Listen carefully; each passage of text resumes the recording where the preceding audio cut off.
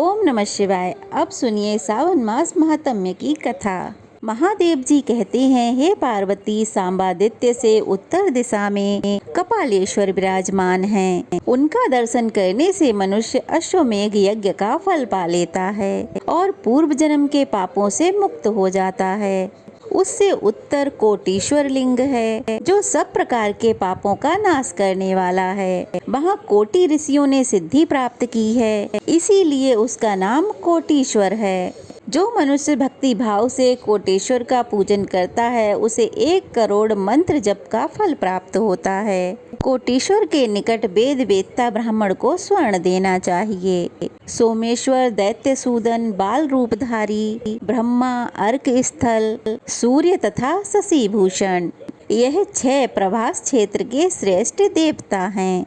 इनके दर्शन मात्र से मनुष्य कृतार्थ हो जाता है और जन्म से लेकर मृत्यु तक के भयंकर पापों से छूट जाता है। अब पार्वती जी ने पूछा, है भगवान, अन्य सभी स्थानों पर तो वृद्ध रूपी ब्रह्मा हैं, फिर यहाँ वे बाल रूपी कैसे हुए?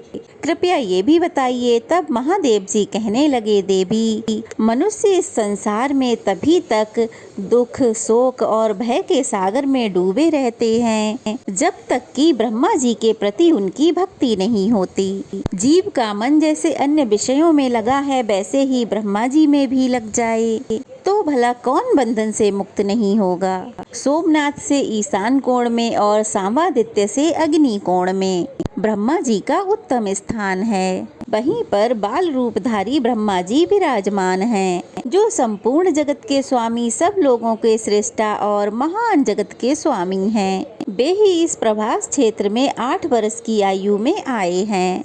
उन्होंने ही सोमनाथ लिंग की स्थापना करके बहुत से ब्राह्मणों को दक्षिणा दी। प्रभास क्षेत्र में रहते हुए बाल रूपधारी ब्रह्मा जी के 42 वर्ष बीत गए हैं। इस प्रकार उनकी आयु का एक परार व्यतीत हो गया। अब पार्वती जी ने फिर से महादेव जी से कहा कि हे प्रभु, ब्रह्मा जी के दिन, मास और वर्ष का परिमाण भी बताइए। महादेव जी कहने लगे, देवी, ब्रह्मा जी की जो परम आयु है, उसका एक परार्ध बीत गया है और दूसरा परार्ध चल रहा है। 8 वर्ष की आयु में वे यहाँ आए थे, इसलिए उन्हें बाल रूपी कहते हैं। प्रभास क्षेत्र को छोड़कर अन्य सभी तीर्थों में वे वृद्ध रूपी ही हैं। प्रथम कल्प में इनका नाम स्वयंभू था, दूसरे में पद्मभू, तीसरे में विश्वकर्ता और चौथे में बाल रूपी कहे गए हैं। जो मनुष्य प्रतिदिन इन नामों को स्मरण करता है, वह दीर्घ आयु होता है। चंद्र, सूर्य आदि सभी ग्रह, देवता, असुर, दानव तथा त्रिलोकी, यह सब ब्रह्मा जी की रात आने पर नष्ट हो जाते हैं। फिर दिन आने पर जब ब्रह्मा जी जगते हैं तो पहले की तरह ही सृष्टि करने लगते हैं।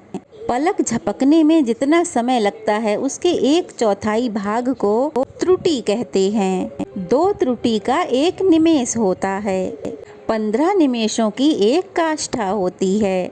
30 काष्ठाओं की 1 कला, 30 कलाओं का मुहूर्त और 15 मुहूर्तों का 1 दिन होता है। दिन के बराबर ही रात का भी मान है। दिन तथा रात दोनों को 1 अहोरात्र कहते हैं। 15 दिन रातों का पक्ष और 2 पक्षों का मास होता है। 6 मासों का 1 अयन और 2 अयनों का 1 वर्ष होता है। 43,20,000 सौर वर्षों का 1 चतुर्युग होता है। 71 चतुर्युगों का मनवंतर कहा गया है।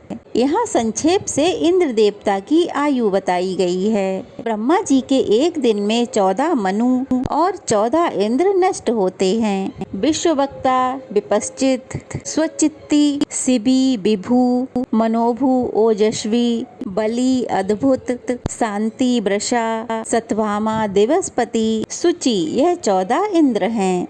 ब्रह्मा जी का दिन जितना बड़ा होता है, उनकी रात भी उतनी ही होती है। यह कल्प का मान बताया गया है। पहला श्वेत कल्प है, तीसरे कल्प का नाम नील लोहित, तीसरे का वामदेव, चौथे का रथंतर, 5वें का रौरव, 6ठे का प्राण, 7वें का बृहत कल्प, 8वें का कंदर्प, 9वें का संध्याकल्प, 10वें का ईशान, 11वें का ध्यान, 12वें का शाश्वत, 13वें का उदान, 14वें का गरुण, 15वें का कूर्म, 16वें का नारसिंह, 17वें का समाधि, 18वें का आत्रेय, 19वें का सोम, 20वें का भावन, 21वें का तत्पुरुष, 22वें का बैकुंठ, 23वें का अर्चित, 24वें का रुद्र, 25वें का लक्ष्मी, 26वें का सारस्वत, 27वें का बैराज, 28वें का गौरी कल्प, 29वें का माहेश्वर कल्प और 30वें का पितृकल्प है।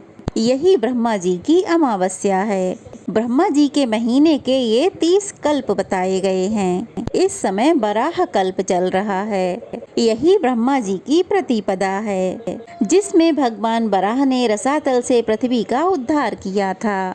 30 कल्पों का ब्रह्मा जी का एक मास माना गया है। ऐसे 12 मासों का एक कल्प होता है। ऐसे वर्षमान से जब ब्रह्मा जी 8 वर्ष के थे, तब सोमदेव उन्हें प्रभास क्षेत्र में लेकर आए और उन्हीं के द्वारा सोमनाथ जी की प्रतिष्ठा का कार्य संपन्न हुआ। इस प्रकार प्रभास क्षेत्र में निवास करते हुए ब्रह्मा जी का एक परार्ध व्यतीत हो गया और अब दूसरा चल रहा है। इस तरह बचपन से ही उनका इस क्षेत्र में निवास होता है। मनीषी पुरुषों के द्वारा वे बारंबार वंदनीय हैं। यात्रा का उत्तम फल चाहने वाले पुरुषों को पहले उन्हीं की पूजा करनी चाहिए। जो भक्ति पूर्वक ब्रह्मा जी की पूजा करता है, वह निश्चय ही मेरा भी पूजन करता है। जो उनसे द्वेष करता है, वह मुझसे भी द्वेष करता है, और जो उनका पुजारी है, वह मेरा भी पूजक है। हे सुंदरी, ऐसा जानकर मन में भेद ना रखते हुए ब्रह्मा, विष्णु तथा रुद्र की एक समान ही पूजा करनी चाहिए। देवी भूतेश से वायव्य कोण में 30 धनुष की दूरी पर गोप्यादित्य का स्थान है।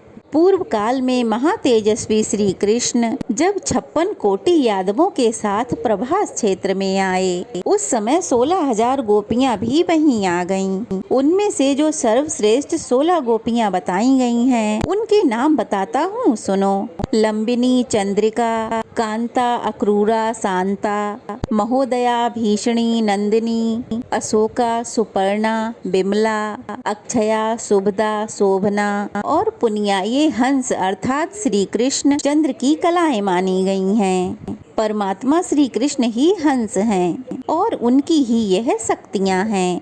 श्री कृष्ण चंद्र स्वरूप हैं और यह गोपियां उनकी कलाएं हैं। उपरयुक्त 15 कलाओं के सिवा मालिनी उनकी 16वीं कला है। जो पुरुष इस प्रकार जानता है, उसे वैष्णव जानना चाहिए। उन 16,000 गोपियों ने भगवान श्री कृष्ण की आज्ञा लेकर उस क्षेत्र में निवास करने वाले नारद आदि मुनियों के संयोग से विधि पूर्वक भगवान सूर्य की स्थापना की और नाना प्रकार के दान दिए। महर्षियों ने वहाँ सूर्य देव का नाम गोप्यादित्य रख दिया। इस प्रकार सूर्य देव की प्रतिष्ठा हो जाने पर वे सब गोपियां कृतार्थ हो गईं और महान यश पाकर श्री कृष्ण के साथ द्वारका को चली गईं। प्रभास क्षेत्र में गोपियों द्वारा स्थापित जो गोप्यादित्य हैं, उनका दर्शन मात्र करके मनुष्य दुख शोक से मुक्त हो जाता है। जो मनुष्य माघ मास की सप्तमी को उपवास करके गोप्यादित्य की पूजा करता है, वह अपने पितरों को 7 बार तृप्त कर देता है। वह अपने सभी रोगों का नाश करता है और अपने सभी शत्रुओं को भी जीत लेता है। सप्तमी को तेल का स्पर्श ना करें, नीले रंग का वस्त्र ना पहने, आंवला लगाकर स्नान ना करें और कहीं किसी के साथ विवाद भी ना करें। नील के रंगे वस्त्र धारण करके द्विज जो भी स्नान, जप, होम, स्वाध्याय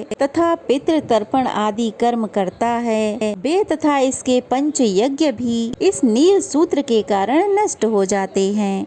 अगर ब्राह्मण नील का रंगा हुआ वस्त्र अपने अंगों में धारण कर ले, तो रात दिन उपवास करके पंचगव्य पीने से ही शुद्ध होता है। अगर किसी ब्राह्मण के रोमकूपों में नील मिश्रित जल का प्रवेश हो जाए, तो वह पतित हो जाता है और 3 कृच्छ व्रत करने पर ही उसकी शुद्धि होती है। अगर ब्राह्मण भूल से भी नील वृक्षों के बीच में से निकल जाए, तो वह दिन रात उपवास करके पंचगव्य पीने पर ही ही शुद्ध होता है। अगर ब्राह्मण के शरीर में नील की लकड़ी गड़ जाए और रक्त दिखाई देने लगे तो उसे चांद्रायण व्रत करना चाहिए। देवी, जो अनजाने में नील का दातून कर लेता है वह 2 बार कृच्छ व्रत करने से ही शुद्ध हो पाता है। हे पार्वती, कुरुक्षेत्र में 1 लाख गौदान करने से जो पुण्य मिलता है वह सब गोप्यादित्य के दर्शन मात्र से ही प्राप्त हो जाता है। ओम नमः शिवाय। ये थी आज की कथा। कैसी लगी कमेंट बॉक्स में जरूर बताइएगा। अच्छी लगी हो तो वीडियो को लाइक करके शेयर करें और नए हैं तो प्लीज चैनल को सब्सक्राइब करें। ओम नमः शिवाय।